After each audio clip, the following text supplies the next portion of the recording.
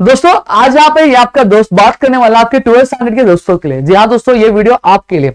अगर आपके मन में ये घबराहट है कि भाई जो है हम कहीं ना कहीं मुझे एक डर लग रहा है कि मैंने अपनी 11th स्टैंडर्ड में अच्छे से पढ़ाई नहीं की थी और मैंने ध्यान नहीं दिया था, मेरे जो कंसेप्ट से क्लियर नहीं है और मुझे कहीं ना कहीं ये घबराहट हो रही कि शायद मैं अपने बोर्ड एग्जाम 2024 की जब मैं परीक्षा दूं तो शायद कहीं ना कहीं मैं फेल हो सकता हूं। तो दोस्तों यहाँ पे मैं आपको चीज बता देता हूं कि बोर्ड एग्जाम में आपकी जब एग्जामिनेशन में जब कॉपियां चेक की जाती है तो मैं आपको बता दूं, जो एग्जामिनर्स होते हैं या फिर जो हमारी बोर्ड होती है उसका जो मेन मोटिव होता है वो मेन मोटिव आपको पास करना होता है, किसी भी एंगल से आपको फेल करना मोटिव नहीं होता। अब यहां पे अगर बात करूं तो इस वजह से शायद बहुत सारे जो रूल्स एंड रेगुलेशंस यहां पे लाए गए। सबसे पहले रूल्स मैं आपको बता दूं, जो है कंबाइंड रूल। अब आप बोलोगे सर कंबाइंड रूल क्या होता है? देखो, सबसे पहली चीज में अगर मैं बात करूं तो आपका एक इंटरनल होता है जो एबीटी टेस्ट का होता है और एक आपका रिटर्न टेस्ट होता है। सही बात है। अब रिटर्न अगर मैं बात करूं तो आपका 80 मार्क्स का होता है, वहीं एबीटी अगर मैं बात करूं तो 20 मार्क्स का आपका एबीटी होता है। अब यहाँ पे ये जो एबीटी होता है फुल्ली ऑब्जेक्टिव बेस्ड होता है और आपके कॉलेजेस में क्या ये जो एबीटी है कंडक्ट करवाया जाता है।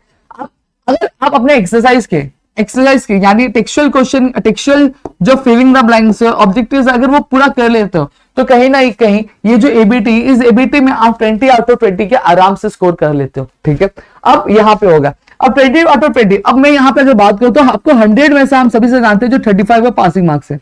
अब आपने 20 स्कोर कर लिया, अब 20 में से आपको कितना मार्क्स चाहिए पासिंग के लिए? 15 चाहिए। इन केस अगर आपने रिटर्न में अपने 15 मार्क्स स्कोर कर लिया तो आप आराम से क्या हो जाते हैं, 35 मार्क्स लेकर आ जाते हो और आराम से आप क्या पास हो जाते हो। लेकिन मैं आपको बता दूं कि 15 मार्क्स निकालना बहुत बड़ी बात नहीं है आपके रिटर्न एग्जाम में। अब देखो यहाँ पे चीज कैसी है, अगर आप ये जो टोटल जो ऑब्जेक्टिव क्वेश्चन कर लेते हो तो मैं आपको बता दूं, अगर आप एसपी पढ़ रहे हो या इकोनॉमिक्स पढ़ रहे हो या फिर अगर मैं बात करूं ओसीएम पढ़ रहे हो तो इसमें आपकी जानकारी के लिए मैं बता देना चाहता हूं, जितने भी ऑब्जेक्टिव क्वेश्चंस आते हैं वो टोटल 20 मार्क्स के लिए आपकी ऑब्जेक्टिव क्वेश्चंस क्या कैरी करते हैं। और ये सारे जो क्वेश्चंस होते हैं वो आते कहां से? आपके टेक्सचुअल एक्सरसाइज के जो क्वेश्चंस होते हैं उसी में से आते हैं, ना तो टेक्स्ट बुक के बीच में आते हैं नहीं या फिर कहीं से बाहर से कुछ भी क्वेश्चन पूछा नहीं जाता है। सारी जो चीजें पूछी जाएंगी वो आपके टेक्सचुअल में से ही पूछी जाएगी। और यहाँ पे अगर मैं बात करूं तो आप सभी से जानते हैं कि आपकी केस स्टडी नाम की एक चीज है। तो केस स्टडी जो है दोस्तों वो भी आपकी कहां से पूछी जाएगी? आपके टेक्स्ट बुक की ही जो केस स्टडी होगी उसी में से पूछी जाएगी। जैसे इकोनॉमिक्स की अगर मैं बात करूं तो देखो ओसीएम और एसपी में डायरेक्टली केस स्टडी आपके प्लेस की गई है आपके टेक्सचुअल क्वेश्चन में, आप वहां से कर लोगे आपका काम हो जाएगा। पिछले 2 से 3 साल से आपकी केस स्टडी आ रही है और एनालिसिस ये बताती है कि भाई जितनी भी केस स्टडी आई है सारी चीजें कहां से आई है? आपके टेक्स्ट बुक में से ही आई है, कहीं बाहर से नहीं आई है। यहाँ पे अगर मैं बात करूं, इवन तो जो नाम थे, जो सर्कमस्टांसेस, सारी चीजें सेम थी, कुछ भी चेंज नहीं हुआ था, इवन तो क्वेश्चन भी चेंज नहीं हुए थे।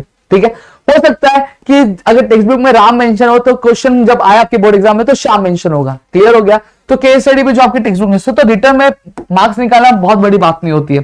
तो आप आराम से अगर आपने एबीटी में 20 स्कोर कर लिया और आपने रिटर्न में 15 स्कोर कर लिया या फिर थोड़ा सा इधर उधर हुई, जैसे फॉर एग्जांपल यहाँ पे आपने 15 स्कोर कर लिया और यहाँ पे आपने 20 स्कोर कर लिया, तो आप आराम से क्या हो जाते हैं, 35 मार्क्स के मालिक क्या बन जाते हो और अपनी जो पासिंग क्राइटेरिया वो क्या फुलफिल कर सकते हो।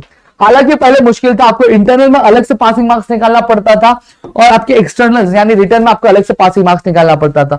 तो आपको क्या मिलता था? तो आप जाके क्या पास हो सकते थे। लेकिन अब ऐसा नहीं है, अब आपके कंबाइंड रूल के तहत आप इजिली क्या हो सकते हो, आप इजिली पास किए जाते हो आपके बोर्ड द्वारा। दोस्तों अब यहां पे अगर मैं नेक्स्ट चीज की अगर मैं बात करूं तो देखो आप ऐसे भी पास सकते हो।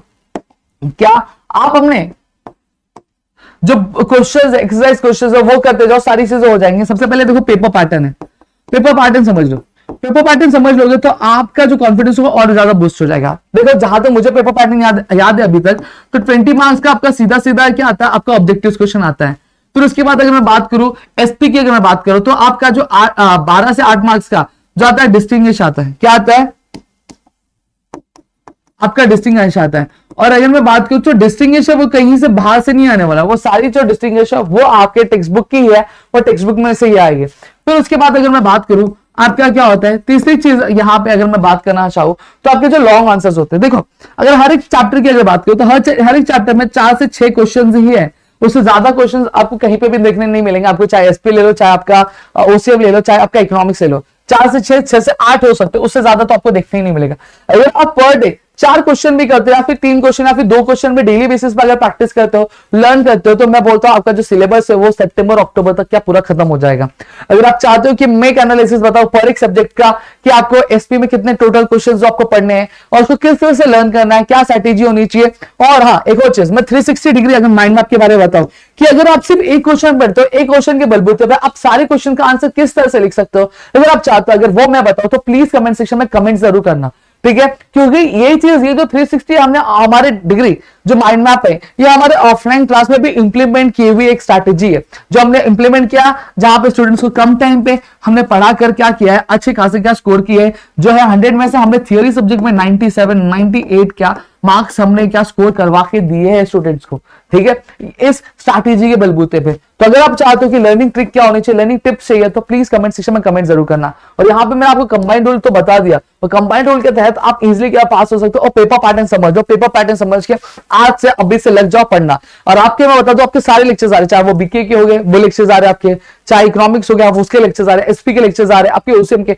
मतलब ऑलमोस्ट आपके सारे जो सब्जेक्ट्स है वो हम यहाँ पे क्या कवर करें। तो मेरे ख्याल से आपको चीजें समझ होगी, समझी है तो प्लीज वीडियो को लाइक करिएगा, चैनल सब्सक्राइब नहीं है तो चैनल सब्सक्राइब करो, अपने दोस्तों के साथ शेयर करो, ताकि ऐसे और कई सारे वीडियोस हम लेकर आ सके। और ये कंबाइंड रूल आपको कैसा लगा प्लीज कमेंट सेक्शन में हमें कमेंट करके जरूर बताना दोस्तों। तो मिलेंगे हमारे नेक्स्ट वीडियो में दोस्तों।